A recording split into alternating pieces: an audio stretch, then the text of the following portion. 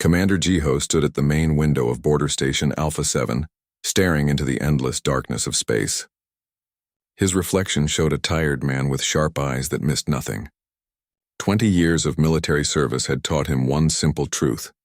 Respect was earned through strength, not words. The border station was massive, a city floating in the void between human territory and the Galactic Empire. It housed 3,000 personnel, defense platforms that could destroy a planet and enough weapons to fight a war. This was humanity's wall, and Jiho was its keeper. A sharp beep interrupted his thoughts. Lieutenant Tejo's voice came through his communicator, young but steady. The kid had promise. "Commander, we have a situation. Imperial vessel approaching the border zone." Jiho turned from the window. "I'll be right there." The command center buzzed with quiet activity. Officers monitored screens showing the border region, that invisible line humanity had drawn in space 5 years ago. "Nobody crossed that line without permission. Nobody." "Report," Jiho said as he took his chair.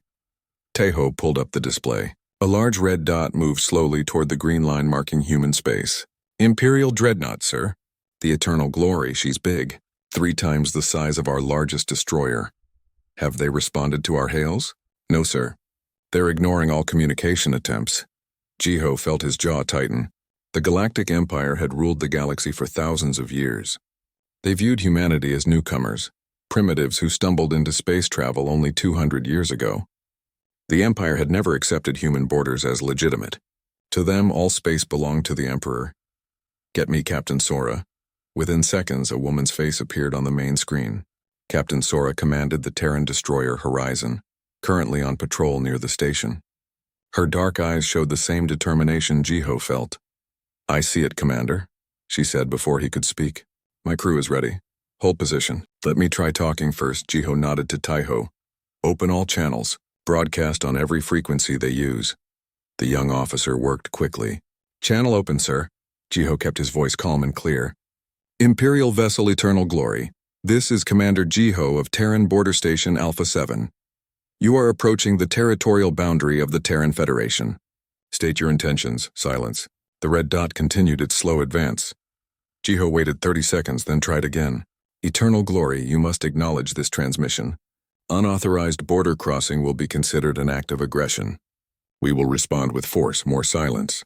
But this time, the Dreadnought's engines flared brighter on the sensors.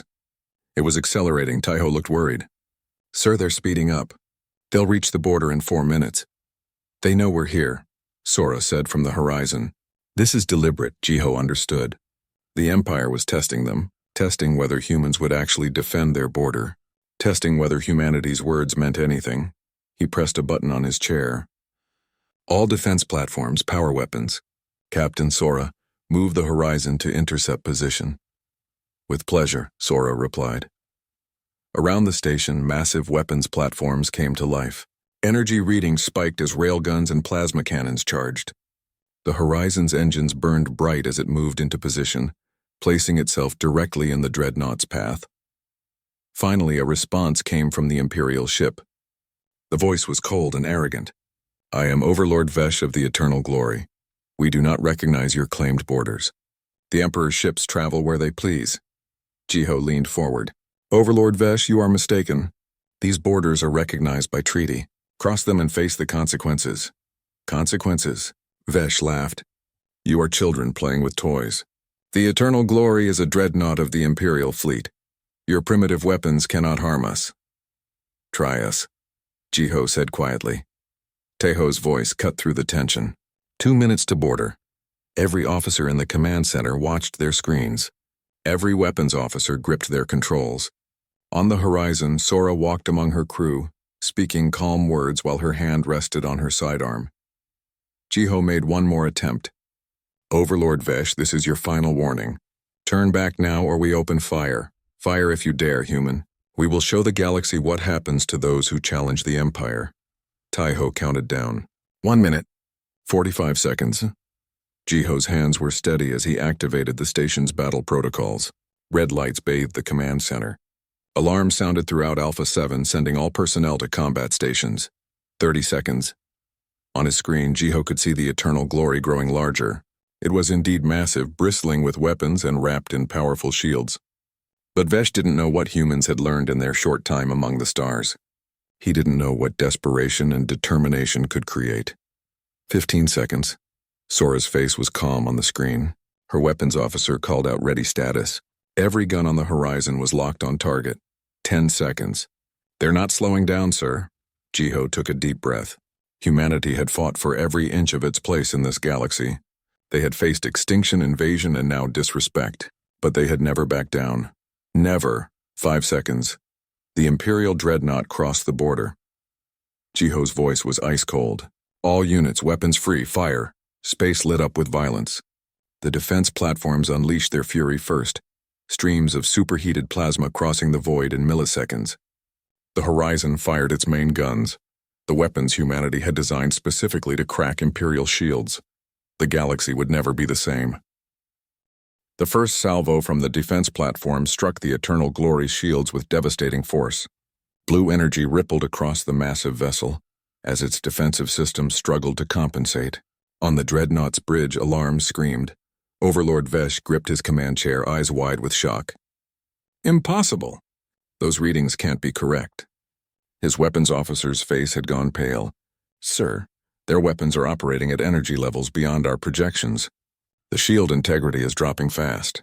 Vesh had commanded warships for 30 years. He had fought in a dozen campaigns across the galaxy. Never had he seen weapons like these. The humans were supposed to be technologically inferior, barely capable of basic space travel. Yet their plasma cannons burned hotter than anything in the Imperial arsenal. Return fire, he shouted. Teach these primitives a lesson. The Eternal Glory's weapons came alive, launching missiles and energy beams toward the horizon. But Captain Sora had been ready for this moment. She had trained her crew for years, preparing for the day when humanity would have to prove its worth. Evasive pattern Delta, Sora commanded calmly. Yuna, full power to forward shields. Engineer Yuna worked her console with practiced speed. She had designed many of the Horizon systems herself. Revolutionary technology that made Terran ships faster and more agile than anything the Empire possessed. The destroyer twisted through space, its engines burning in precise bursts. Imperial missiles sailed past, missing by meters. The few energy beams that connected splashed harmlessly against shields that had been built to withstand much worse. Their shields are too strong, Vesh muttered, watching the tactical display. How is this possible? Back on Border Station Alpha 7, Commander Jiho watched the battle unfold with cold satisfaction. Everything was proceeding exactly as planned.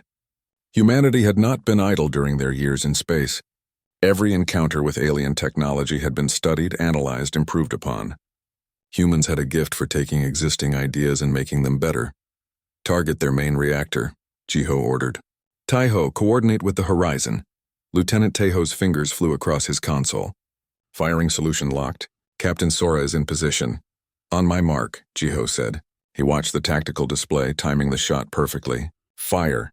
3 things happened at once. The defense platforms fired their main cannons, concentrated beams of pure energy that struck the same point on the Dreadnought's shields.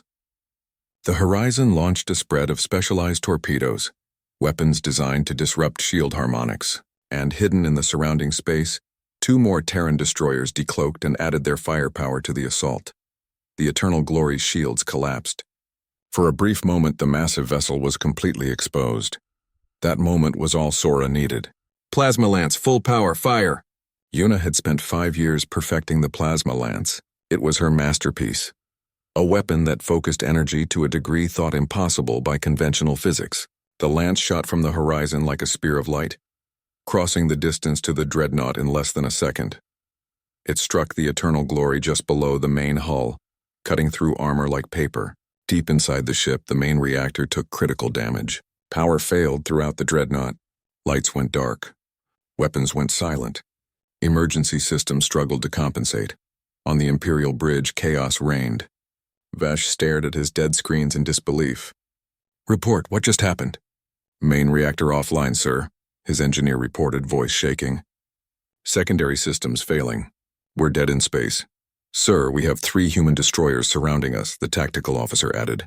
They have weapons locked. We're completely helpless. Vesh slumped in his chair. In less than 5 minutes, his mighty dreadnought had been reduced to a floating wreck. The humans had not just defeated him. They had destroyed him with surgical precision, demonstrating a level of military capability that made his head spin. Jiho's voice came over the emergency channel. "Overlord Vesh, your vessel is disabled. You have two choices. You can surrender your ship and crew will be treated according to the Galactic Convention, or you can continue hostilities and be destroyed. Choose now." Vesh looked around his darkened bridge at his frightened crew. Pride warred with survival instinct. The Empire had never surrendered to anyone, least of all to humans. But he was responsible for 3,000 lives aboard this ship. Before he could answer, his communications officer spoke up. "Sir, I'm receiving a message from Supreme Command. They want us to withdraw immediately." "Withdraw?" Vesh laughed bitterly. "With what engines?" Admiral Minho's face appeared on the main screen of Border Station Alpha 7. The Supreme Commander of Terran Defense Forces had been monitoring the engagement from Earth, ready to intervene if needed. But Jiho had handled it perfectly. "Well done, Commander," Minho said. "Now show them mercy." "Let them go," Jiho nodded. "Understood, sir." He opened a channel to Sora. "Captain, deploy repair drones. Get their emergency systems back online. Give them enough power to limp home." Sora smiled. "Showing them what real civilization looks like?" "Something like that." An hour later, the Eternal Glory crossed back over the border into Imperial space, trailing sparks and venting atmosphere from a dozen hull breaches. It moved slowly, painfully, kept alive only by the humans' repair drones. Vesh stood on his half-functional bridge, watching human ships escort him to safety. He had come here to enforce Imperial authority. Instead, he was leaving with a message for his Emperor. Humanity was not weak. They were not primitive. They were dangerous. On the horizon, Yuna ran diagnostics on her plasma lance. The weapon had performed flawlessly. She allowed herself a small smile of satisfaction. The Empire thought they owned the galaxy because they had been spacefaring for thousands of years. But they had grown soft, complacent. They had stopped innovating. Humans were different. Humans had learned to survive in the harshest environments. They had clawed their way to the stars through determination and ingenuity. Every problem was a challenge to be solved. Every obstacle was something to overcome. "Ma'am," one of her engineers said quietly, "we're receiving messages from all over human space.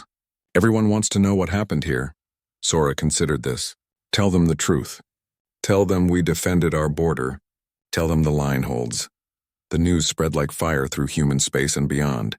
Within hours, every species in the galaxy knew what had happened at the Terran border. The mighty Galactic Empire had challenged humanity, and humanity had won. But this was only the beginning. The Empire would not accept such a humiliation lightly. They would come again in greater numbers with better preparation. The real test was yet to come. 3 days after the border incident, Commander Hana sat in her small office on Earth, analyzing intelligence reports that made her increasingly worried. As head of Terran intelligence, her job was to know what the Empire would do before they did it. Right now, that job was keeping her awake at night. "The activity is off the charts," she told Admiral Minho during their secure video conference. "They're pulling ships from 6 different sectors. This isn't just retaliation. They're preparing an invasion." Minho leaned back in his chair, his expression grave. "How many ships?" "At least 50 capital vessels, probably more. They're assembling at the Imperial Fortress world of Dracon. Our deep space monitoring stations detected the fleet movements 2 hours ago. 50 ships." Minho let out a slow breath. "They're not taking chances this time." "No, sir, they're not. And there's something else." Hana pulled up another file. "The fleet is commanded by Grand Marshal Kovacs. He's their best. Brilliant strategist, ruthless in battle. He's never lost an engagement. Until now," Minho said quietly. "Activate Protocol Fortress. It's time to show them what we've really built out here." Protocol Fortress was humanity's secret advantage. For 20 years since first contact with the Empire, Terran engineers had been building, not just warships and stations, but an entire network of hidden defenses scattered throughout the border region. Weapons platforms disguised as asteroids, automated defense satellites that appeared to be space debris, minefields that were invisible until activated. The Empire thought humans controlled a small strip of space with a few dozen stations. They had no idea that every cubic kilometer of the border zone was a death trap waiting to be sprung. On Border Station Alpha 7, Commander Jiho received the activation codes personally from Minho. He stood in the command center with Taiho, pulling up display after display showing the hidden weapons coming online. My God, Taiho whispered. I didn't know half of these existed. How long have we been building this? Since the beginning, Jiho replied. We knew this day would come. The Empire views the entire galaxy as theirs. They were always going to challenge us eventually. We just needed to be ready. Major Doyen entered the command center, his marine combat armor making him look even larger than usual. He commanded the elite Terran Marines stationed on Alpha 7, soldiers trained for the possibility of boarding actions or defending against enemy troops. Sir, my teams are ready, Doyen reported. If they try to take this station, they'll have to go through us first. Jiho nodded. Let's hope it doesn't come to that, Major. But I'm glad you're here. Across human space, every military installation went to full alert. The Horizon returned to Alpha 7 for resupply and repairs. Captain Sora walked through her ship, checking every system personally. Her crew worked around the clock, knowing that the real battle was coming. Engineer Yuna barely left her workshop. She was making final adjustments to the plasma lance, increasing its power output by another 15%. If they bring 50 ships, we need to hurt them fast, she explained to her team. Every shot has to count. Meanwhile, in Imperial space, Grand Marshal Kovacs stood aboard his flagship, the Dominator. He was a tall figure with cold eyes that missed nothing. Around him, holographic displays showed his entire fleet. 53 capital ships, the largest force assembled in decades. The Emperor demands results, Kovacs told his officers. We will not simply defeat the humans. We will destroy them so completely that no other species dares to challenge Imperial authority. His tactical officer hesitated before speaking. Marshal, the humans defeated the Eternal Glory quite easily. Perhaps we should approach with caution. Kovacs's expression hardened. Vesh was overconfident and incompetent. He attacked with a single ship. We attack with a fleet. The humans may have some clever weapons, but numbers will overwhelm them. They cannot possibly match our firepower. But Kovacs was making the same mistake all Imperial commanders made. He assumed technological parity. He thought the only difference between his ships and human ships was quantity. He did not understand that humanity had revolutionized warfare in ways the Empire had never imagined. Back on Earth, Hana received a report that made her blood run cold. She immediately contacted Minho again. Sir, we have new intelligence. The Imperial fleet is carrying planet crackers. Minho's face went pale. Planet crackers were weapons of mass destruction, bombs capable of shattering a world's crust and rendering it uninhabitable. They're planning to attack our colonies. It appears so, sir. If they get past our border defenses, they could destroy everything we've built. Every human world beyond Earth would be at risk. Minho was quiet for a long moment. When he spoke again, his voice was steel. Then they don't get past our border defenses. Commander Hana, I want every asset we have focused on this fleet. I need to know their exact strength, their exact position, and their exact plan. No surprises. Yes, sir. Minho opened another channel. Get me Commander Siok. Commander Siok led the Terran stealth fleet, a squadron of ships equipped with the most advanced cloaking technology humanity had developed. These vessels could slip through space completely undetected, gathering intelligence or striking without warning. Siok's face appeared on screen, speaking from somewhere in deep space. Admiral, I assume this is about our Imperial friends. How close can you get to their fleet? Close enough to count the hull plates if you want. They have no idea we're here. Good. Shadow them. When they move toward our border, I want real-time intelligence on every ship. And Siok, be ready to strike. When this battle starts, you're going to hit them from behind. Siok smiled grimly. With pleasure, sir.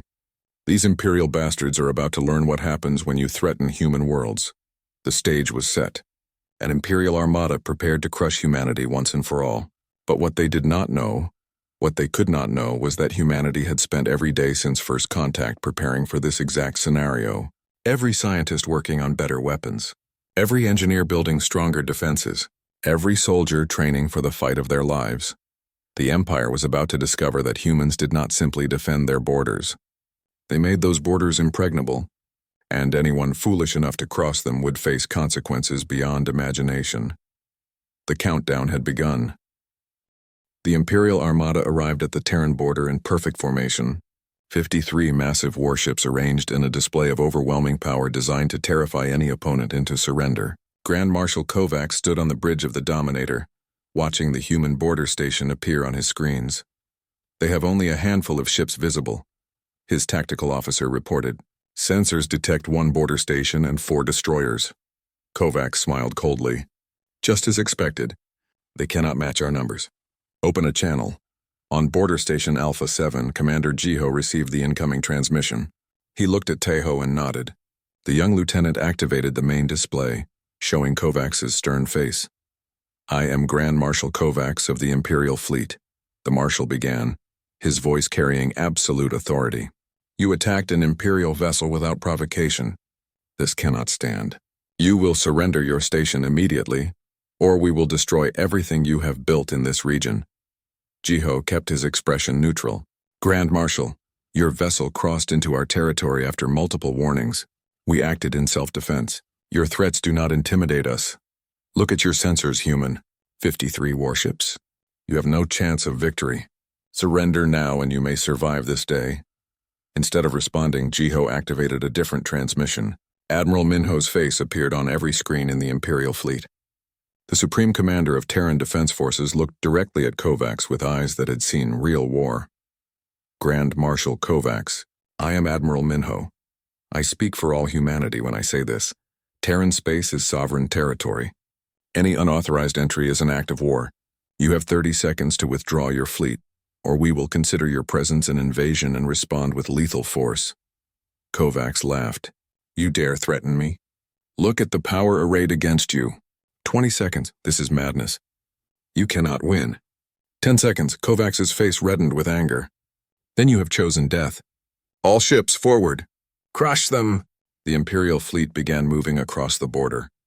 Kovacs expected the humans to retreat, to beg for mercy, to realize the hopelessness of their position. Instead, Minho's voice remained calm and cold. You have made your choice. Protocol Fortress full activation. All units engage. What happened next would be discussed in military academies for centuries. Space itself seemed to come alive. What the Imperials had dismissed as asteroids suddenly revealed themselves as massive weapons platforms. Invisible satellites activated, their targeting systems locking onto the closest warships. Hidden minefields detonated in carefully calculated patterns, creating walls of destruction. The first wave of fire caught the Imperial fleet completely off guard. A dozen ships found themselves under concentrated bombardment from weapons they had not known existed. Shields flared and failed. Hulls cracked under the assault. On the Dominator, alarms screamed. Kovacs gripped his chair. Where did they come from? There were only 4 destroyers. Sir, we're detecting weapons platforms throughout the region. Hundreds of them. Our sensors never picked them up. Behind the Imperial fleet, Commander Siok's stealth ships decloaked. They had been following the Armada for days, studying its formation, identifying weak points. Now they struck with devastating precision, targeting engines and weapon systems. Captain Sora led the Horizon and 3 other destroyers in a coordinated assault on the Imperial right flank. Her ships moved with impossible speed and agility, dancing between enemy vessels, firing Yuna's improved plasma lances with deadly accuracy. Target the command ships, Sora ordered. Take out their coordination first. Engineer Yuna monitored her weapons from the Horizon's engineering deck. Every plasma lance fired true, each shot calculated to cause maximum damage with minimum energy expenditure. This was her art, her science, her gift to humanity's defense. The battle became a masterpiece of tactical coordination. Lieutenant Tejo managed the defense platforms from Alpha 7, directing their fire with computer precision. Each platform knew its target, its firing angle, its optimal moment to shoot. Nothing was wasted. Nothing was random. Within 15 minutes, half the Imperial fleet was disabled or destroyed. The survivors found themselves surrounded, cut off from each other, facing enemies that seemed to know their every move before they made it. Kovacs watched his tactical display with growing horror. This is impossible. They're primitives. They've only been in space for 200 years. How can they fight like this? His weapons officer looked up from a damaged console, bleeding from a head wound. The Dominator shook under repeated hits. Their shields were failing fast. Sir, we need to withdraw.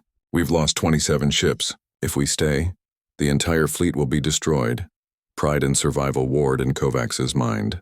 He had never retreated in his entire career, but he had also never faced an enemy like this. An enemy that had been preparing for this exact battle for decades. an enemy that fought with cold, calculated fury. All ships, he said slowly, the words bitter in his mouth. Cease fire. Request terms. The firing stopped. In the sudden silence, drifting wreckage and disabled ships filled the space that had been a battlefield. The surviving Imperial vessels sat dead in space, surrounded by weapons that could destroy them in seconds. Minho's voice came through the communication channel. Grand Marshal Kovacs, you have one opportunity. Withdraw your surviving ships. Leave our territory and never return. Do this now and your crews survive. Refuse and we finish this. Kovacs looked around his ruined bridge. Officers were injured or dead. Systems were failing. Through his view screen he could see human ships moving with terrifying efficiency, herding his fleet like sheep. We withdraw, he said quietly. I acknowledge Terran sovereignty over this region. The words were broadcast across every frequency, heard by every species in the galaxy. The Galactic Empire, undefeated for millennia, had been crushed by humanity, not through luck or chance, but through superior strategy, superior technology, and the absolute determination to defend what was theirs. As the battered Imperial fleet limped away, Jiho stood at the window of Alpha 7 watching them go. Major Doyen joined him, still in full combat armor despite never having fired a shot. We won, Doyen said simply. We held the line, Jiho corrected. That's all we ever wanted. To be left alone. To be respected. Now maybe they'll understand that. The border was secure. The message was clear. Humanity would not be pushed. And the galaxy would never be the same. News of the battle spread through the galaxy faster than light. Every species with communication technology heard the same impossible story. Humanity had defeated an Imperial armada. Not through trickery or diplomacy, but through raw military power. The unthinkable had become reality. Ambassador Nari stood in the Galactic Assembly Hall 3 days after the battle. She was the first human to address this ancient body, and she could feel the weight of 1,000 eyes upon her. Some looked at her with hope, others with fear, many with simple curiosity about these strange newcomers who had shaken the foundations of galactic order. Honored delegates, she began, her voice calm and clear. I come before you not as a conqueror, but as a representative of a free people. Humanity does not seek dominion over others. We seek only recognition of our sovereignty and the right to exist peacefully among the stars. The Imperial delegation sat in stony silence. Their representative, still nursing wounds from the battle, refused to meet her gaze. The Empire had never been humiliated like this. Their entire identity was built on unquestioned military superiority. For millennia, the Empire has maintained peace through strength, Nari continued, but that peace came at a cost. Many species in this assembly live under Imperial authority not by choice but by necessity. They saw no alternative. Today I offer one.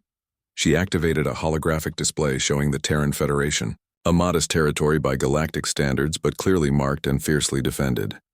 We propose a new model for galactic civilization.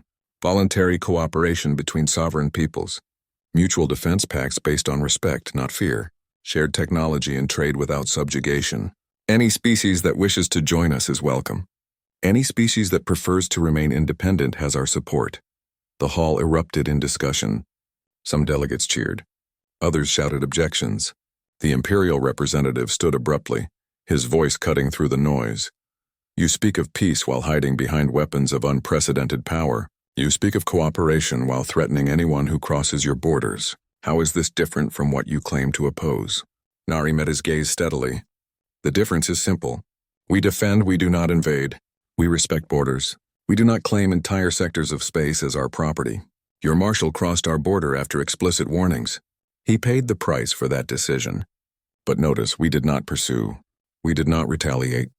We simply held our ground. Back on Border Station Alpha 7, Lieutenant Rena monitored incoming communications. Since the battle, her station had been flooded with messages from across the galaxy. Most were from species she had never heard of, small civilizations that had lived in the Empire's shadow for centuries. Commander Jiho, we have another request for asylum, she reported. A colony ship from the Veshan people. They say the Empire is demanding increased tribute after the defeat. They want to emigrate to Terran space. Jiho rubbed his tired eyes. How many is that today? 17 ships, sir. And we have delegations from 3 different species waiting to speak with human representatives about defensive alliances. The victory had created unexpected problems. Suddenly, humanity was not just defending its own borders but becoming a beacon for every oppressed species in the region. The responsibility was enormous. Admiral Minho called an emergency council on Earth. Gathered virtually were all the key figures from the battle: Jiho, Sora, Hana, and representatives from every branch of Terran military and government. "We need to make a decision," Minho said bluntly. "Do we stay isolated, defending only our territory? Or do we embrace this new role as a counterweight to Imperial power?" Captain Sora spoke first. "We can't turn away refugees. That's not who we are. But we also can't defend the entire galaxy. Our resources are limited. What if we don't have to defend them?" Dr. Leah interjected. The chief scientist had been quiet until now. "What if we help them defend themselves?" All eyes turned to her. "Explain," Minho said. "We didn't defeat the Empire through superior numbers. We defeated them through superior technology and tactics. What if we share that knowledge? Not our most advanced weapons, but enough to help other species build effective defenses. Create a network of mutually protected territories." The idea was revolutionary. For thousands of years, technological superiority had been carefully guarded. Species hoarded their advantages, but Leah was proposing something different: collective security through shared innovation. Commander Hana nodded slowly. It would fundamentally change the balance of power. The Empire maintains control because most species can't defend themselves effectively. If that changes, everything changes. "It's risky," Jiho warned. "Once we share technology, we can't control how it's used. Some species might use it for aggression rather than defense." "That's why we're selective," Nari said, joining the discussion from the Galactic Assembly. "We form alliances with species that share our values. We provide defensive technology to those who prove they'll use it responsibly. We create a coalition of free peoples." Minho considered this carefully. "Engineer Yuna, is this feasible? Can we share enough technology to make a difference without compromising our own security?" Yuna's response came from the horizon, where she was still running diagnostics. "Yes, sir. We can provide basic shield enhancement, improved power systems, and defensive weapons platforms. Nothing that would threaten us, but enough to make any Imperial invasion very costly. The key is teaching them the principles, not just giving them the tools." "And what about the Empire?" Sora asked. "They're not going to accept this quietly." "The Empire is wounded but not destroyed," Hana agreed. "They'll need time to rebuild, to reassess. But eventually they'll try again." "Let them try," Major Doyen said grimly. "Next time they'll face not just humanity, but a coalition of free species. Each one capable of defending itself. Each one committed to mutual protection." Minho looked at each face on the screen. "This is a momentous decision. We're not just defending humanity anymore.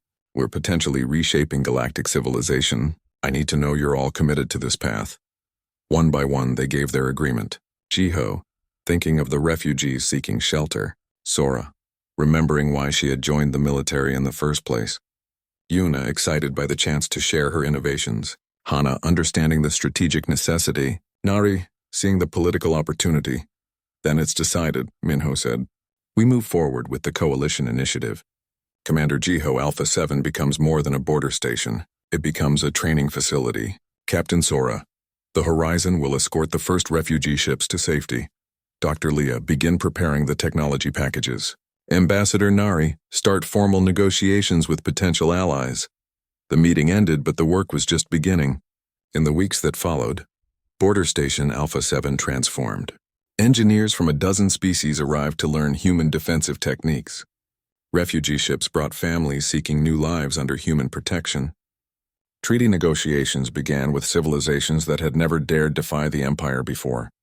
The galaxy was changing. The old order, maintained by fear and force for millennia, was cracking. In its place, something new was emerging. A federation of free peoples, bound not by conquest but by choice. United not by submission but by shared values, and at the heart of it all stood humanity. Not as conquerors or rulers, but as defenders of a simple principle, that every species deserved the right to determine its own fate. The borders meant something. That respect was earned through strength tempered with mercy. The Terran border still stood inviolate, but now it represented more than just human territory. It represented hope.